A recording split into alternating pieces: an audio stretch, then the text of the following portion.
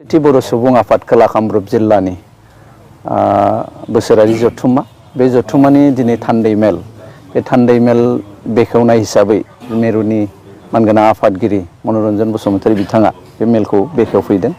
बेयाव जोङो मेरु खौसेथि बर' सुबुं आफादनिफ्राय जोङो बाहागो लादों। बाहागो लानानै खोला कामरुप जिल्ला खौसेथि बर' सुबुं आफादनि बेन्दोङाव गोलैनाय दा 6था दखरा आफाद बे आफादनि जि थान्दै बिथांमोनजों जोङो सावरायदों। बिभिन्न बाथ्राखौ बिथांमोना सांगठनिकआनो जा बा सामाजिकआनो जा राजनैतिकआनो जा गासैबो आयदानि सायाव बिथांमोना सावरायगोन। दसे उनाव जोङो मोनथिदों जे खोला कामरुप जिल्ला खौसेथि बर' सुबुं आफादनि दिनै टार्मिनेटिं सेसन बे दसे उनाव बिथांमोनहा थान्दै मेलनि जोहै मोनसे गोदान आफाद खोला कामरुप जिल्ला कमिटिया दानानै लागोन।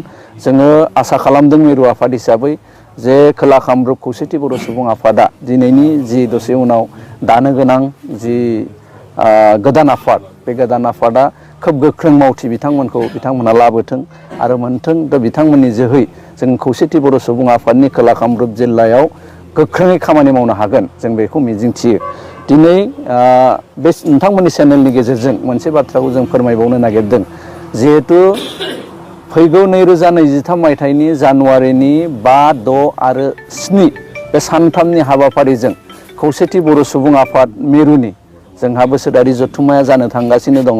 बे जथुम्माखौ जोङो गुवाहाटीनि श्रीमन्त शंकरदेव कलाक्षेत्र बेयाव जोङो खुंगोन। इतिमध्ये बे मेलाव फैगोन आलासिफोरखौ जोङो हांख्रायदों। दा 5 अक्ट'खालि जोंहा थान्दै मेल जि फार्स्ट जिरायनाय बे थान्दै मेल जिरायनायाव जर'खा आलासि हिसाबै जोङो आसामनि इउनियन मिनिस्टार मानगोनां रामदास आठवाले बिथांखौ जोङो हांख्रायदों आरो बिथाङा फैनायनि बाथ्राखौ जोंनो होदों।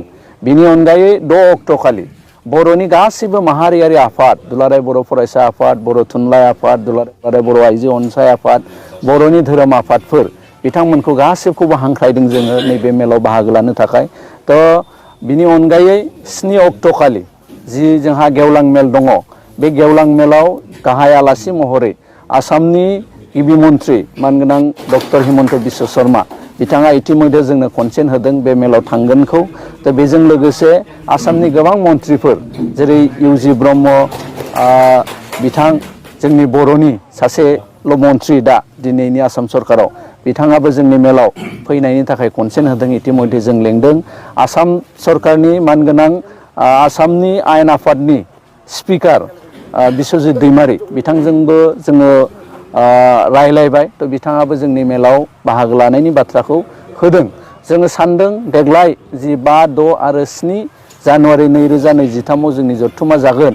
बे जथुम्मायाव जों गोबां आयदाफोरखौ रायलायनानै बर'नि गोबां गोरों गोरा बिथांमोननिफ्राय जों माखासे सुबुरुन लानानै बर'नि गासिबो दोलो माहारियारि आफाद बिथांमोनजों सावरायलायनायनि गेजेरजों थि मोनसे डिसिसन लानानै खौसेथि बर' सुबुं आफादा भबिष्यतनि दिनाव जोङो बर'नि थाखाय मोजां खामानि मावनो थाखाय जोङो थांखि लानो हागोन।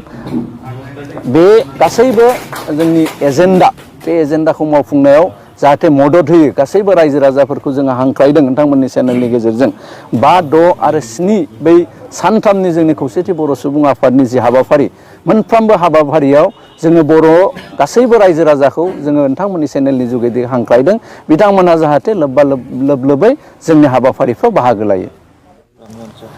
আজি আমাৰ ৰাণীত অৱস্থিত বাহুপাৰাত বড়ো সাহিত্য সভাৰ কাৰ্যালয়ত আমাৰ দক্ষিণ কামৰূপ জিলা সমিতিৰ দ্বিতীয় বাৰ্ষিক যি কাৰ্যকাল সেই সমাপ্ত হোৱাৰ পৰিপ্ৰেক্ষিতত আমি দক্ষিণ কামৰূপ জিলা সমিতিয়ে আজি ইয়াত অভিৱৰ্তন অনুষ্ঠিত কৰিছোঁ। আৰু এই অভিৱৰ্তনত আমাৰ মূল উদ্দেশ্য হিচাপে ৰাখিছোঁ আমি যিহেতু আমাৰ 2 বছৰীয়া কাৰ্যকাল শেষ হৈছে এই সভাত আমি পুৰণি সমিতি ভংগ আৰু নতুন সমিতি গঠন কৰিছোঁ আজি।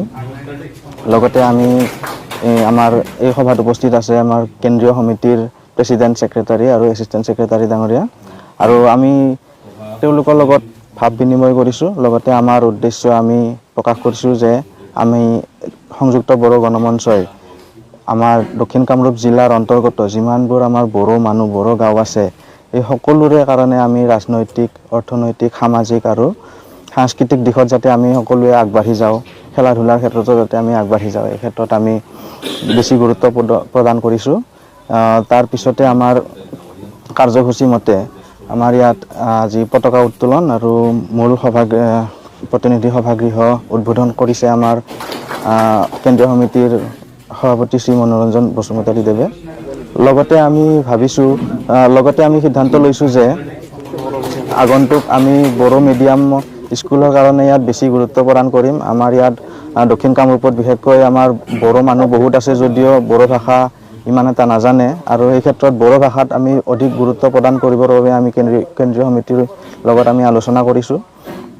লগতে আমি এইটো আমাৰ ৰাইজক জানিবলৈ দিছোঁ যে আমাৰ যি নতুন সমিতি গঠন হৈছে, এই সমিতিয়ে আগন্তুক পৰ্যায়ত বড়ো জাতিৰ হৈ কেনে বিভিন্ন দিশত আগবাঢ়ি যোৱাত কাম কৰি যাব আৰু সকলো ৰাইজৰ সহায় সহযোগ